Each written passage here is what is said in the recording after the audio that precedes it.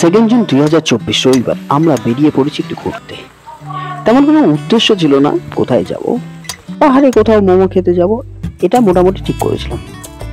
আমার সাথে ছিল তন্ময়, অনির্বাণ আর উলিয়াম। আমরা 4 জন মিলে তন্ময়ের গাড়ি নিয়ে বেরিয়ে পড়লাম। প্রথমে চাপড়ামারি ও গরুমারা ফরেস্টের কাছে পৌঁছে গেলাম। আমরা এখন যে জঙ্গলের যে রাস্তা দিয়ে যাচ্ছি তার বাঁ সাইডটা পরে গরুমারা অভয়ারণ্য আর ডান সাইডটা পরে চাপড়ামারি অভয়ারণ্য। সামনে যে মোড়টি আপনারা দেখতে পাচ্ছেন সেটি হলো খনিয়া মোড়। সামনের দিকে যদি আপনি যান তাহলে লাটাগুড়ি মালবাজারে যেতে পারবেন। ডান দিকের রাস্তাটা ঝালং বিন্দুর রাস্তা, আর বাঁ দিকে যে রাস্তাটা গেছে সেটা মূর্তি লাটাগুড়ির রাস্তা। কিন্তু এখন এটা বন্ধ আছে, কারণ মূর্তি ব্রিজ তৈরি হচ্ছে বলে। অনেকদিন ধরে মূর্তি ব্রিজের কাজ চলছে, কাজ শেষ হলে হয়তো এই রাস্তাটা আবার চালু হয়ে যাবে। এখন এই রাস্তাটা আপাতত বন্ধ করে দেওয়া হয়েছে। আমরা ডান দিক দিয়ে ঝালংয়ের রাস্তা দিয়ে যাচ্ছি। রাস্তাটা নতুন করে তৈরি করা হয়েছে, তবে এখনো কাজ শেষ হয়নি। কিছু অংশ ভালো আছে কিন্তু কিছু অংশ খুবই খারাপ। অনেকদিন ধরে রাস্তাটার কাজ চলছে, কবে শেষ হবে তা জানা যায়নি। এই খারাপ রাস্তার জন্য ঝালং যাওয়ার আগ্রহ অনেকটাই কমে গেছে।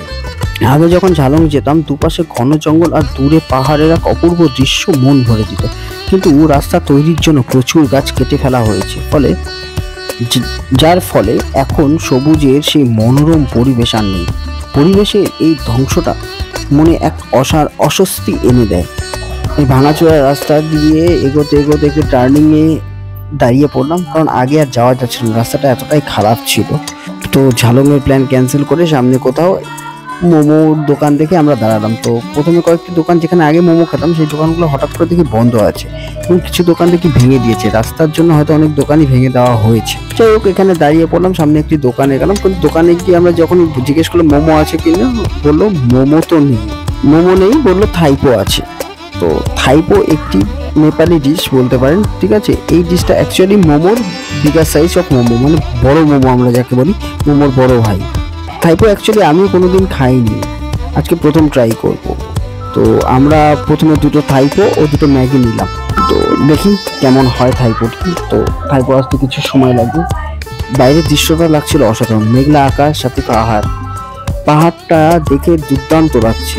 বৃষ্টির পর পাহাড়টা দেখে মনে হচ্ছে আরো চকচকে হয়ে উঠছে। বৃষ্টিতে পাহাড় বরাবরই সুন্দর লাগে, আর এখানে খেতে খেতে পাহাড় দেখতেও দারুণ লাগছে। তো আমাদের থাইপো চলে আসলো, সাথে 2টো ম্যাগি নিয়েছিলাম সেটাও চলে আসলো, এবং 3টো কোল্ড ড্রিঙ্কস নিলাম। তো কোল্ড ড্রিঙ্কসটাও নিলাম, ঠিক আছে, কারণ গ্যাসের প্রবলেম হয় সবারই, তো সেই জন্য। তো থাইপোটা খেতে খেতে দেখলাম প্রথমে তন্ময় খাচ্ছে। তন্ময় খেয়ে তন্ময় একটুও ভালো লাগে না, তার মতো ডিমে অ্যালার্জি আছে। ও বলছিল ডিম সারা দিতে, কিন্তু তাও ডিম দিয়েছে, ভিতরে ডিম আছে। তো খেতে পারলোই না, ওর পরে তেমন ভালো লাগে না। তো আমি ট্রাই করলাম, আমার খুব একটা খারাপ লাগেনি, যথেষ্ট মোটামুটি ভালো লাগবে। যেমন বললো ওরও ভালো লেগেছে, আর ম্যাগিটা ভালো হয়েছিল এক কথায়, কিন্তু এত বড় ছিল যে আমরা পুরোটা খেতে পারিনি। তো আধা খেয়ে ছেড়ে দিয়ে আসতে হয়। তো যাই হোক খেয়ে দিয়ে 300 টাকার বিল মিটিয়ে দিয়ে আমরা আবার বের হয়ে পড়লাম বাড়ি থেকে।